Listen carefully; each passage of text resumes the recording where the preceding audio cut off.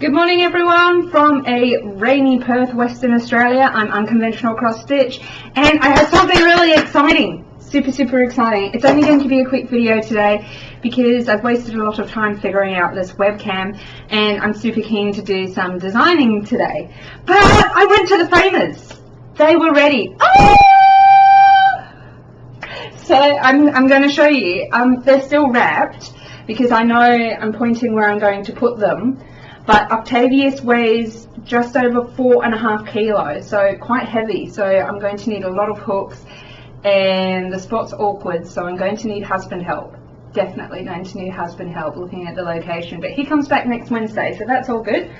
So, first up is Fire and Ember. Look at him. Can I come in closer? There we go. Now the mat I have here is actually velvet. You can't tell from the video, but he's velvet, and I don't know if you can see from there, but see the textured frame? It looks like solidifying lava. You know how it goes that really weird like black textured kind of thing once it starts to cool down? So I thought that was really appropriate for Octavius, for Fire and Ember, because it's got the dragon, it's got the lava, it's got the fire, so that's where we went with there. Octavius, we went with a single grey mat, and this, again, you can't really tell. I'll pull the plastic wrap back a bit so you can see. I'm going to have to wheel back, hopefully without hitting Fire and Ember, because he is huge, so we're just going to do a slow progress. Like, it's actually taking a lot of muscle strength to lift him here. Yes, I'm weak. What can I say? Can you see the frame? And it's like metallic-y. It's real steampunky feel. So, I got them done. They're ready to be popped up. Oh, lordy! I've never had a frame that heavy. And so, do I have their business card here? Do I? No, I've got everybody else's. That's okay. So I want to do a shout out today to my framer. If you're in Perth, the absolute best framing you can get done for a needlecraft is at Arts Edge in Joondalup. Huge shout out to them. Not only are they really intuitive as to which mats to pick and which frames go with what, but they really work with you to get the perfect match. And I've been quite a few places now to have cross stitches framed, and hands down they're the best, absolutely the best. You couldn't ask for better in a framer. So that's the only place I go through now to have my framing done, so a huge thank you to them. They've really worked hard on all the pieces I've given. They've really made a huge effort, and considering what I ask of them, their turnaround is really good too. So they're the be-all end-all, and they also do the archival glass, which is really awesome. That's what I've got on these bad boys, is the archival. And the archival has kind of a green, like, you know how you get a reflection? You get kind of a green tinge to it if you look at it in the wrong light, or the wrong direction, I'd say.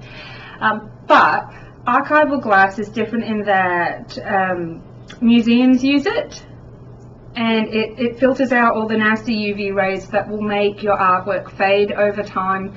So you can have it in a sunny spot and not worry about fading, but also the clarity of the colour. So you'll find, and they have a really cool example of like the various kinds of glasses on an art piece and how it affects the art. And you wouldn't think it because you'd be like, well, glass is transparent, so my artwork will look exactly the same with the glass on as it did without. And because you sort of leave it with the framer for a while and you haven't seen it, you don't know any different. But there is a difference. So you can get non-reflective glass, but you're going to lose some of the vivid colour.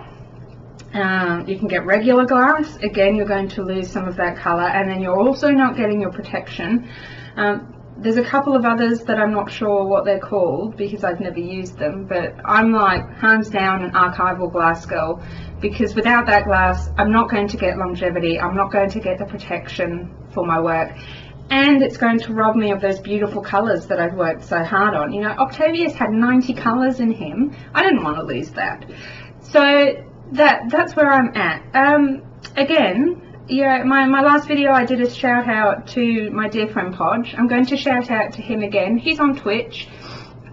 So you're into Twitch. I'm going to put a link at the end of this video on finding his Twitch account. He's like my tech god. He has helped me through so much with this new setup, from the dual screens to yesterday's drama was the webcam, and you know, he selflessly like worked his ass off with me and put up with all my questions. And it was just, not once did he call me a knob, and really I was calling myself a knob because I just don't get this webcam stuff. I use a phone. That's sort of as good as it gets. Now, I know my audio is below par.